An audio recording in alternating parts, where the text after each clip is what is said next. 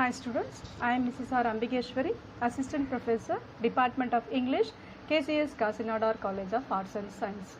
Today, let's see the narration of the story Separating, written by John Updike, an American poet.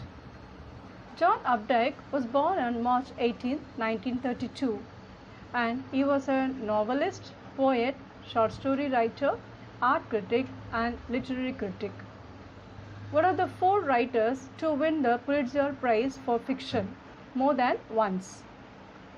Updike published more than 20 novels and more than a dozen of short story collections, as well as poetry, art and literary criticism and children's books during his career. Now let us see the background to the story. In this story, the characters portray a typical 1975 family structure. The Mapples are the middle-class family who lived in the suburbs of Boston. They have 4 children between the ages of 13 and 20.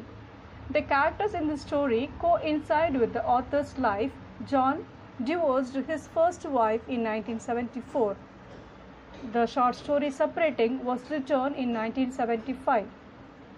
John Updike remarried in 1977. Mr. Updike's life experience with the divorce and also the fact that divorce was at an all-time high may have impacted his attitude when writing this story Separating. It is essentially a story about the impact of divorce on a family. Now let's get into the story.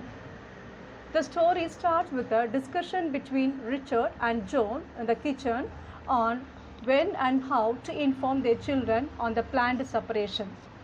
Here, Updike sets an atmosphere of the discussion to show how the extent of the severity of the issue and how it might affect the whole family. Thus, the theme of conflict, both internal and external, are shown in this story. The problem is that Richard and Joan do not seem to agree on the best way to tell the rest of the family members about their separation.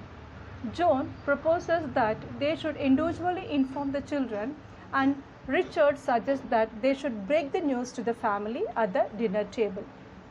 In addition to this, Richard conflicts with himself about the idea of separation.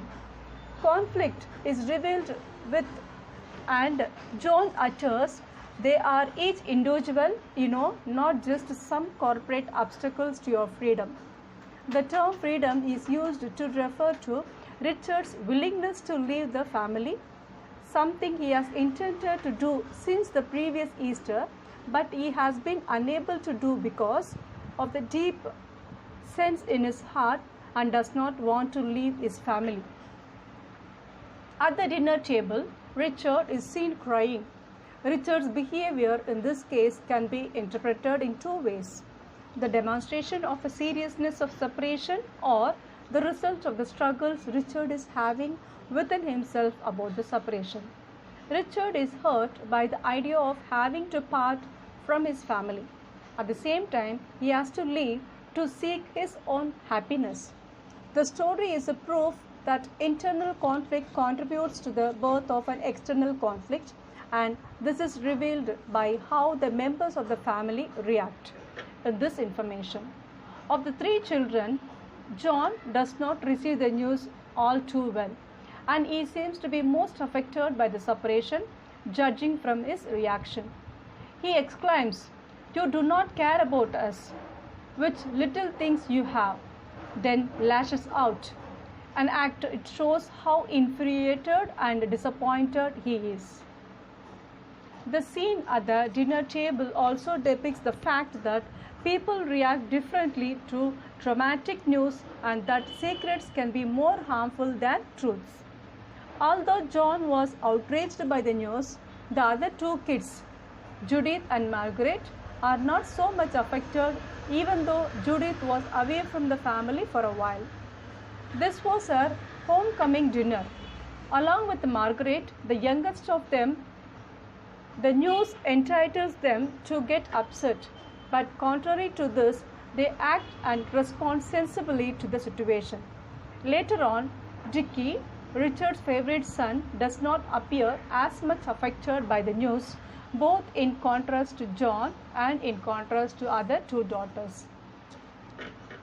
In this argument, Gina Almiro believes having ideal characters is essential to a plot and conveying the main ideas behind the story. In separating, there would be no better way for John Updike to build characters based on two adults who belong to the Middle Ages, and the rest of consisting of the children who are minors to demonstrate the implications of separation. Richard, the main character, takes part in almost all the scenes because he is the head of the family and the main reason for the separation. Updike presents Richard as a weak and indecisive individual, and these characteristics are shown at different scenes of the story. Tears dropped from his nose as he broke his lobster's back. Salt flavored his champagne as he sipped it. It's a depiction of how weak a character Richard is in controlling his emotions. Richard's weakness is also shown when he is unable to complete the sentence. He is startled into attempting to force words through tears in response to John. We do not get along. That is the trouble. So it doesn't show even to us. The indecisiveness is Richard is shown in most parts of the story. Richard decided to leave the family for a woman he intended to marry several years ago. The fact is that he is unable to either share the decision with the rest of the family or leave corroborates the notions of his indecisiveness.